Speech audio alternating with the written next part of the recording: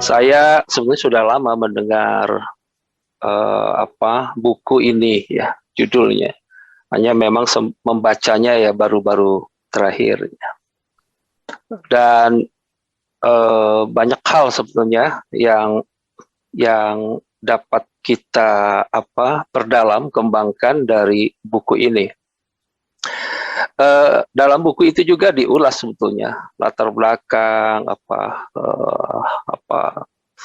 dari ide negara itu seperti apa pada saat para founding father kita itu membicarakan lah ya nanti bangunan republik ini akan seperti apa dan tujuannya kemana. Saya ingat pernyataan Profesor Supomo ya dalam arti singkat dia bilang begini, liberalisme no, ya, komunisme no, demokrasi yes, gitu kan. Jadi apa yang maksudnya demokrasi? Kok Supomo menolak komunisme dan liberalisme? Dari Bung Hatta dan Bung Karno kita bisa pahami ya demokrasi yang dipahami oleh Bung Karno itu adalah demokrasi ekonomi. Karena kata Bung Karno demokrasi ekonomi adalah demokrasi sejati. Bagaimana wujudnya? Itu kata Bung Hatta ya usaha bersama atas dasar kekeluargaan. Gitu ya. Jadi sebetulnya itu dituangkan di dalam pasal 33 ayat 1. Itu kalau kita perhatikan itu meliputi semua kegiatan ekonomi ya. Harus berdasarkan usaha bersama. Itu satu prinsip, suatu asas penyelenggaraan di dalam pembangunan ekonomi. Nah, dalam sejarah bangsa ya kenegaraan kita melihat beberapa dekade lah. 20 tahun pertama zaman Orde Lama kita kan tahu ya kondisinya tidak stabil dan kesempatan membangun ekonomi itu belum bisa terjadi karena pertama kita itu memang miskin ya. Miskin papa ya dimiskinkan oleh penjajah dan kita bodoh karena dibodohkan oleh para penjajah itu. Karena itu Bung Karno sempat ya mengirim ratusan pemuda kita untuk sekolah di Moskow itu untuk karena memang SDM kita sangat terbatas. Hanya sayangnya mereka tidak kembali ya karena berujung pada peristiwa lubang buaya maka mereka jadi nggak bisa kembali ke Indonesia. Nah, pada masa Orde Baru di awal itu zaman itu ada konsensus nasional kita ingin serius membangun ekonomi ya. Nah, tapi realitasnya kita itu satu miskin ya. Kita juga SDM-nya masih belum mampu. Kita tidak punya ekonomi, tidak punya teknologi dan kita juga tidak punya kapital, tidak punya modal. Satu-satunya modal kita adalah sumber daya alam yang berlimpah. Gitu. Jadi konsepnya Bung Karno yang Trisakti itu ya itu disulap oleh Orde Baru menjadi trilogi pembangunan ya. Jadi dulu Trisakti itu kan berdaulat secara politik, tidak mau didikte oleh negara lain, ya kemudian berdikari secara ekonomi dan punya kepribadian berkarakter sebagai suatu bangsa. Itu cita-cita Bung Karno. Tapi itu dipatahkan, mana mungkin kita bisa membangun diri sendiri, orang kita nggak punya kemampuan, uang nggak punya, SDM kurang. Maka Orde Baru satu-satunya melihat peluang, yaitu kita adalah dengan modal asing. Gitu kan? Makanya pada awal Orde Baru itu segera disiapkan perangkat hukum yang menjadi basis pembangunan ekonomi. Yang pertama tentu nomor 1 tahun 67 jadinya ya dibuat 66, disahkannya 67 itu adalah penanaman modal asing. Konon kabarnya itu dibuat di Washington, didiktekan isinya oleh Rockefeller, walau alam ya. Tapi yang jelas itu ada kepentingan Amerika untuk terhadap penanaman Freeport ya di gunung tembaga, gunung emas dan gunung perak di Papua. Kira-kira begitu. Tapi pada saat yang bersamaan itu ada perangkat undang-undang, ya. Jadi misalkan undang-undang pertambangan, ya, bersamaan undang-undang kehutanan, undang-undang perbankan, karena untuk membangun ekonomi kita perlu bank, undang-undang perbankan, undang-undang pajak, undang-undang BUMN, ya, undang-undang minyak gas bumi. Itu dalam waktu yang hampir bersamaan menyiapkan, hukumnya disiapkan untuk menjadi basis untuk pembangunan ekonomi. Dan karena kita memang mengharapkan investasi asing, ya, dan itu adalah perusahaan-perusahaan asing, maka prinsip usaha bersama itu dikecilkan, disempitkan kepada bentuknya koperasi. Jadi hanya badan usaha yang koperasi itulah perwujudan dari pasal 33 seolah-olah usaha bersama, gitu ya. Nah, sementara ya makin kecil, dikerdilkan gitu ya. Nah,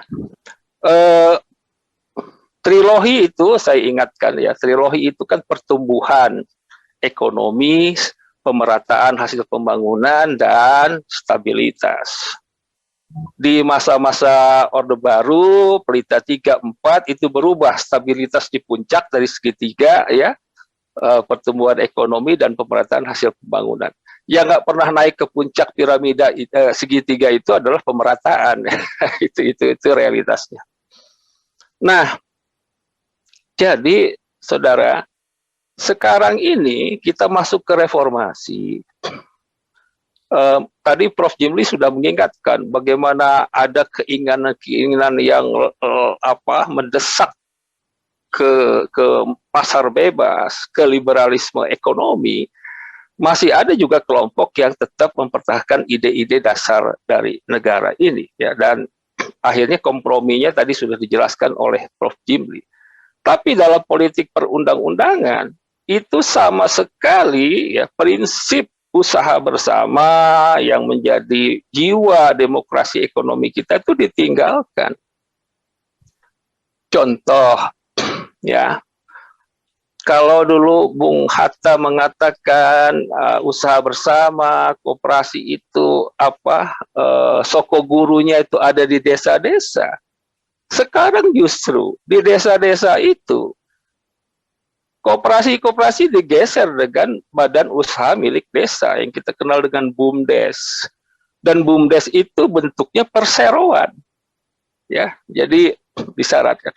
Alasannya cukup naif, sangat pragmatis. Karena koperasi itu persekutuan orang, karena persekutuan orang itu tidak bisa minta pinjam uang di bank sebagai modal karena mereka nggak punya agunan. Kan orang nggak bisa jadi agunan, gitu ya. Karena itu supaya bisa maju, pikir mereka dirubah jadi bentuk perseroan. Ini kan konyol.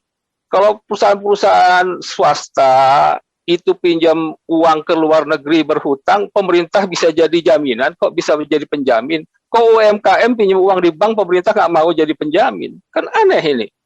Jadi prinsip demokrasi ekonomi yang dicetuskan oleh founding father kita, sekarang itu justru itu tergerus habis sampai ke akar-akarnya, gitu. Ya, jadi di desa-desa kita yang pandangannya tradisional itu digeser sekarang menjadi ya apakah ini suatu keniscayaan karena ada perubahan global, saya tidak tahu, ya. Tapi dari riset saya, ya, di beberapa negara Eropa, Skandina, Jerman, Belanda, itu koperasi justru eksis dan dia punya peran penting di dalam membangun ekonomi negaranya. Di negara yang katakanlah tidak ditegaskan di situ semacam bukan konstitusinya bukan konstitusi ekonomi, gitu ya, konstitusi politik pun mereka buat kebijakan itu. Nah, itu yang pertama. Yang kedua, kita lihat juga kaitan dari gagasan founding father itu sebetulnya nyambung. Kan kata Bung Karno, ini kita itu membangun sosial demokrasi. Jadi demokrasi itu, demokrasi ekonomi itu demokrasi sosial demokrasi. Ini hati-hati ya. sosial demokrasi itu berbeda dengan demokrasi sosialnya Marx, Hegel, Lenin dan gitu ya.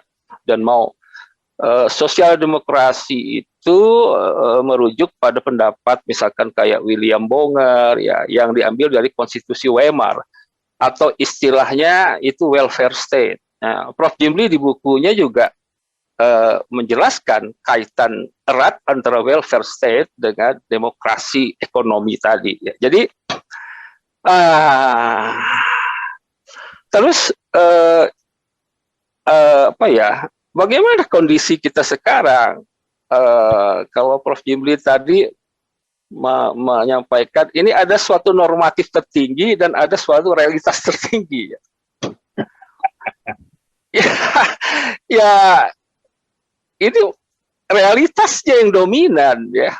Nah, seperti di regulasi terakhir, mohon maaf tanpa saya mengkritik siapapun gitu ya, di Undang-Undang Cipta Kerja, Undang-Undang Pertambangan yang baru. Jadi kalau zaman Orde Baru, hantunya satu ya, PKI. Asal jangan PKI, jangan komunis. Sekarang hantunya makin banyak ya. Dan yang paling diciptakan itu adalah kepentingan investasi. Bahkan dalam regulasi beberapa undang-undang, kepala daerah yang menghambat investasi, maka dana transfer, DAU, DAK-nya itu ditahan. Waktu saya nanya waktu itu di Kementerian Keuangan, itu ya, ini kan nggak benar, masa ulah seorang kepala daerah harus ditanggung oleh seluruh rakyat daerah itu? Jawabannya aneh, ini Prof. Jimli. Memang kami sengaja agar kalau rakyatnya nanti merasa berat, mereka menekan kepala daerah supaya patuh kepada kami. Subhanallah, ini kan pasal dajal gitu loh. Iya, sangat-sangat. Jadi jauh antara ide, antara norma yang tertinggi tadi dengan realitas. Dan sekarang orang nampaknya melupakan. Makanya saya senang sekali ini Prof. Jimli udah malang melintang kemana-mana, akhirnya kembali ke hitoh. Sudah taubat duluan Prof. Jimli itu dari 2010. Dan kita berharap pakar-pakar hukum tata negara lain juga samalah, ikutlah. Kita kembali ke hitoh. Ya, kembali ke ide negara kita, kembali ke cita-cita founding father kita, apa yang diinginkannya gitu ya. Nah, ya kadang-kadang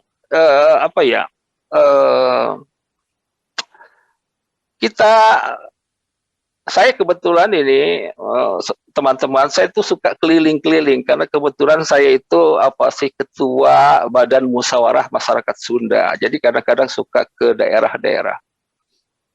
Satu aja kita lihat realitas. 100 km di seputaran ibu kota ya, di daerah Sukabumi, Cianjur Selatan, itu kantung-kantung kemiskinan masih banyak gitu. Stunting segala macam, padahal kita sudah 70 berapa tahun lah lebih kita merdeka gitu ya. Jadi ini realitas juga, realitas kalau bahasanya realitas tertinggi juga. Artinya oke lah ada kebutuhan, tapi ketimpangan itu adalah sebuah realitas yang tertinggi juga. Artinya apa? Ketidakadilan itu masih mimpi di Republik ini.